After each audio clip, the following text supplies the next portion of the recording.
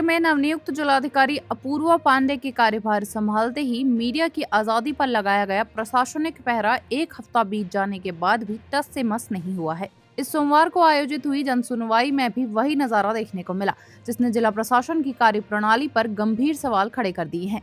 प्रशासनिक खामियों और जनता के आक्रोश को सुर्खियों में आने से रोकने के लिए बनाया गया यह नियम अब पूरी तरह लागू नजर आ रहा है। सूचना अधिकारी की ओर से जारी फरमान के बाद इस सोमवार को भी मीडिया प्रतिनिधियों को फरियादियों की वीडियोग्राफी करने से दूर रखा गया, जिससे साफ है कि प्रशासन अपनी नाकामियों को दबाने के रुख पर अड़ा हुआ है। इस व्यवस्था के तहत अब इलेक्ट्रॉनिक मीडिया को जनसुनवाई के विजुअल्स और फुटेज के लिए पूरी तरह सूचना विभाग पर निर्भर रहना पड़ रहा है।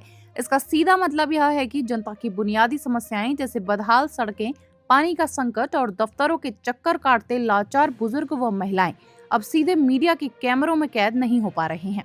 पत्रकारों का आरोप है कि सूचना विभाग केवल वही फिल्टर्ड और सकारात्मक तस्वीरें जारी कर रहा है जिससे प्रशासन की छवि चमकीली दिखे।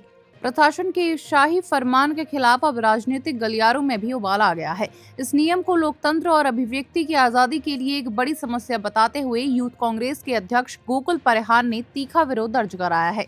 उन्होंने कहा कि जनसुनवाई में मीडिया पर पाबंदी लगाना पूरी तरह से असंवैधानिक और अलोकतांत्रिक है। प्रशासन अपनी कमियों को छिपाने के लिए पत्रकारों की आवाज को दबा रहा है।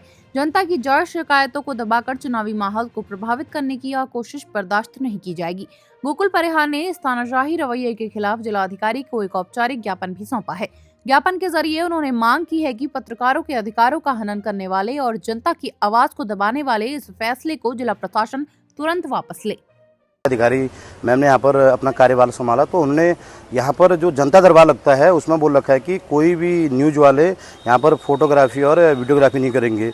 अब कहीं ना कहीं सीधी बात है कि जो इनके द्वारा जो काम करने का जो झूठा आश्वासन दिया जाता है वो धरातल पर नहीं होता है। इस डर की वजह से इन लोगों ने यह काम किया, क्योंकि बहुत चीज़ें होती है। जैसे अगर मीडिया के सामने बहुत समस्याएं ऐसी होती है, जैसे जिलाधिकारी महोदय अगर कोई कार्य के लिए कहती है कि कोई व्यक्ति अगर अपने किस काम के लिए आता है, कोई कार्य के लिए आता है, जिलाधिकारी मैडम कहती है कि इसमें त्वरित कार्रवाई करिए, तो वहाँ पर जो संबंधित विभाग होता है उस मीडिया वालों के डर समझो या वैसे सोचो कि उससे त्वरित कार्रवाई होती है उसमें। और मैं जिस तरीके से आज मीडिया लोगों को पीछे करने का मतलब देश का जो हमारा लोकतंत्र का चौथा स्तंभ मीडिया को माना जाता है, तो कहीं ना कहीं बड़ा निंदनीय है। और हम जिलाधिकारी महोदय से निवेदन करते हैं कि आप इस तरह जनता दरबार बंद कमरे में नहीं लगा सकते हैं, क्योंकि अगर आप मीडिया को दूर रखेंगे तो मुझे नहीं लगता है कि हमारे इस क्षेत्र की जो समस्याएं पूर्ण होंगी। तो मैं जिलाधिकारी महोदय से पुनः निवेदन करता हूं कि आप लोग अपना ये आदेश वापस लीजिए, क्योंकि जनता हित में ये निर्णय आपका